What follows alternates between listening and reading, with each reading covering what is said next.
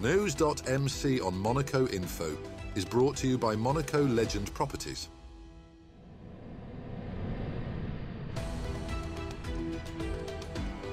Bringing you news on Monaco's economy, culture, sports and more. Welcome to News.mc, your English rendezvous on Monaco Info. Coming up on News.mc, discover past week's top stories and meet the people who make Monaco. My name is Ernesto De Marzio. I'm head of private banking at the UBS Monaco, and you're watching News.mc on Monaco Info. What's been making headline in the past week? The Aesthetic and Anti-Aging Medicine World Congress returned to Monaco on the 26th of March, drawing more than 17,000 professionals to the Grimaldi Forum.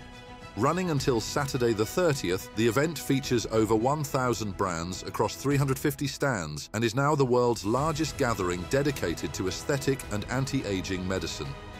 His Serene Highness Prince Albert II visited on Thursday, March the 27th, meeting participants and exploring new medical technologies and innovations in skin care, wellness and rejuvenation.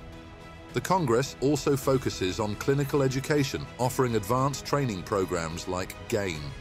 For exhibitors, AMWC provides critical international exposure and the chance to engage directly with doctors and researchers. The Congress has evolved into a major platform for knowledge sharing and product development in a rapidly growing global sector. As a meeting point for science, beauty and business, Monaco continues to lead in shaping the future of aesthetic medicine. Monaco welcomed a new multi-activity complex on the 29th of March, the Pilotage et Loisirs Box 98, located on the terraces of Fontvieille. Designed to appeal to all ages, the 4,700-metre square space offers a dynamic mix of entertainment and sport. At its heart is a 400-metre-long elevated karting track inspired by the thrills of the Monaco Grand Prix. Visitors can also enjoy bowling, karaoke, arcade games and cutting-edge driving simulators featuring global racing circuits. The centre's creators, Clivio Piccione, Gerald Sistek and Paolo Gagliardini, developed the project in partnership with the princely government as part of Monaco's commitment to youth-oriented spaces. Box 98 also includes a snack bar, cafe and VIP lounge broadcasting major sports events. Everything is fully digitized, from game credits to karting registrations, with an app allowing users to track rankings and receive updates. The centre opens daily from 7 a.m. with extended activity hours as demand grows. Box 98 promises to become a landmark destination for fun, competition and community connection in Monaco.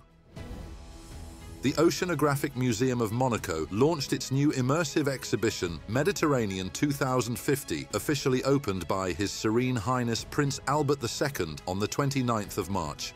Spread across 1,000 square meters, the exhibition explores the beauty, biodiversity, and fragile state of the Mediterranean Sea. It presents a journey through past, present, and future, envisioning a healthier sea by 2050 if bold action is taken now. Despite covering just 1% of the ocean's surface, the Mediterranean handles 30% of global maritime traffic and 7% of marine microplastics. The exhibition highlights these pressures and calls for urgent collective action to achieve the global target of protecting 30% of land and ocean by 2030. Interactive installations, thematic spaces, and virtual reality experiences engage visitors of all ages. A central message invites the public, governments and businesses to commit to change, offering hope for a well-managed, resilient Mediterranean teeming with life by mid-century. The 69th edition of the Rose Ball, held on March the 29th at the sporting Monte-Carlo, embraced a vibrant Caribbean theme under the direction of Christian Louboutin. Presided over by Her Royal Highness, the Princess of Hanover, and attended by their Serene Highnesses, Prince Albert II and Princess Charlene, the evening blended glamour and generosity. With stunning performances and a tropical setting, the event raised vital funds for the Princess Grace Foundation, supporting sick children and cultural projects for students. Monaco's culinary scene shone brightly as the Michelin Guide revealed its 2025 winners during a ceremony at the Hotel Hermitage Monte-Carlo on March the 31st. Chef Yannick Allenau's restaurant at the Hotel Hermitage was awarded 2 stars less than a year after opening. Marcel Ravin's Elsa restaurant and Domenico D'Antonio's new venue each earned their first star, marking a strong showing for local talent. Meanwhile, Blue Bay, also led by Ravin, was honoured with the Passion Dessert Award, highlighting excellence in pastry and reinforcing Monaco's status as a fine dining capital. An international summit titled SOS Ocean was held in Paris at the Musée de la Marine on March 31st, just months ahead of the third United Nations Ocean Conference set for June in Nice. The event brought together political leaders and scientists, including His Serene Highness Prince Albert II and French President Emmanuel Macron, to intensify efforts for ocean protection.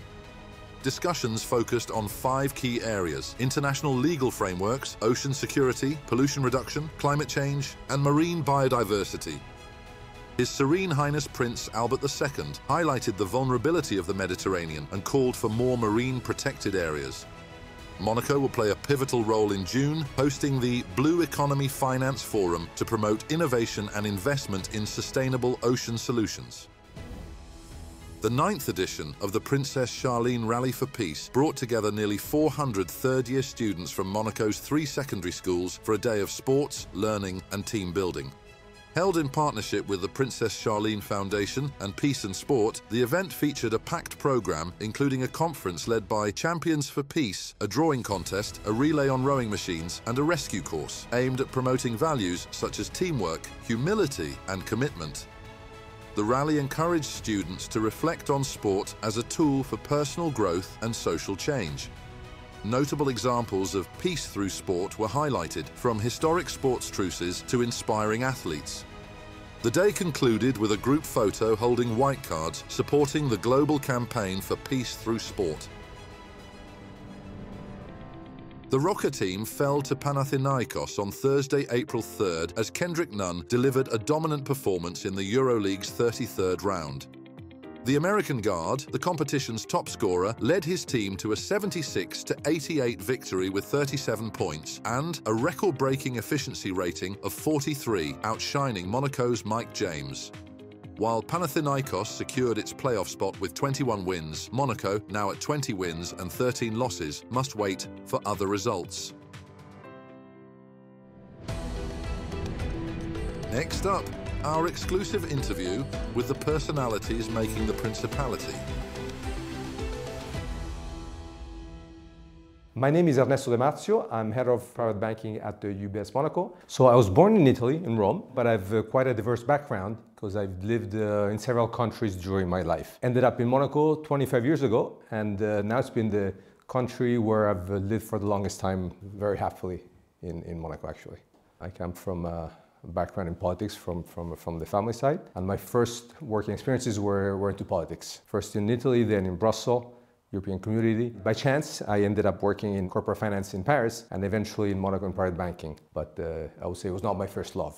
So 25 years ago, I came to Monaco actually with the idea of only staying 3-4 years maximum, because then I wanted to keep traveling the world. And somehow I got really attached to Monaco, and I'm still here after so many years. And it's interesting because I've really seen Monaco grow over these past 25 years. As I told you, I've lived in many different countries, and Monaco now has the best of both worlds because it's a small city, it's a small town, but it's very international, very cosmopolitan. So you have all the advantages of a small place with the advantages of a cosmopolitan international city.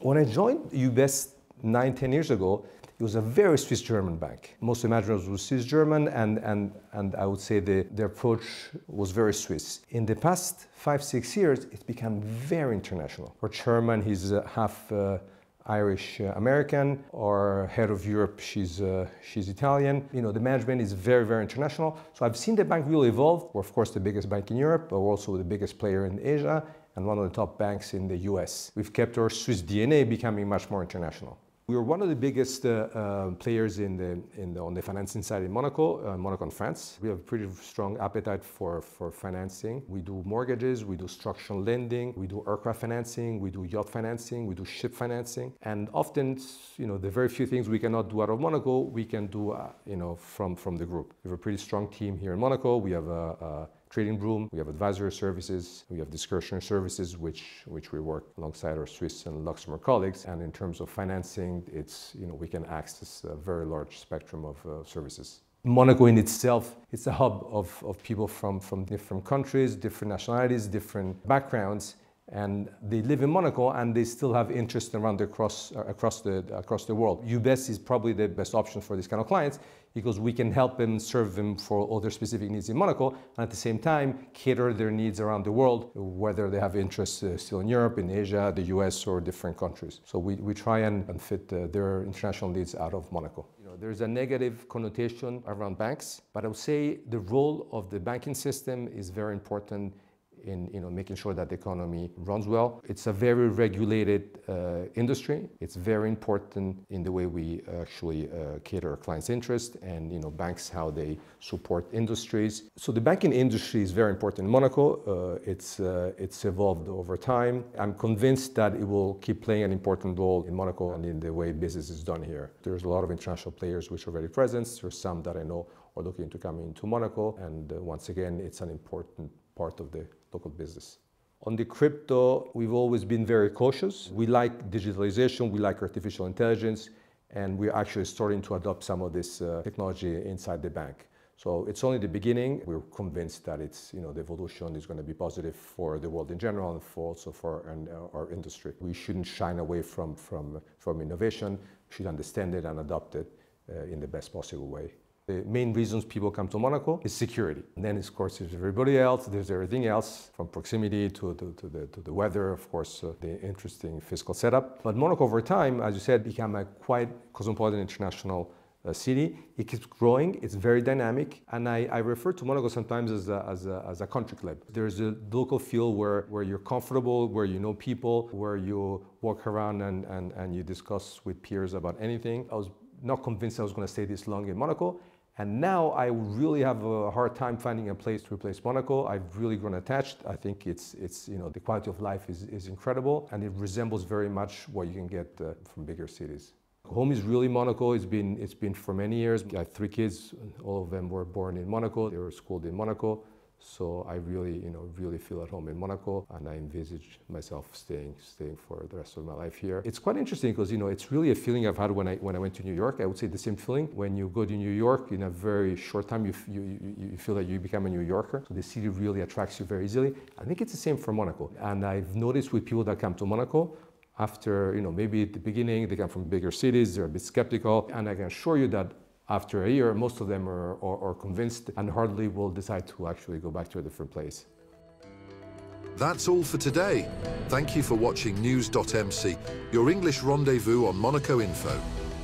Discover the full interview and more stories on our websites, News.mc and MonacoInfo.com. Next week, we will receive Justin Hyman, Deputy CEO of the Monaco Economic Board. This show is intended to provide a summary of the past week's top stories for the English-speaking audience. For daily and real-time news updates in English, please visit News.mc and subscribe to our free daily newsletter. For French news, visit MonacoInfo.com. This show was brought to you by Monaco Legend Properties.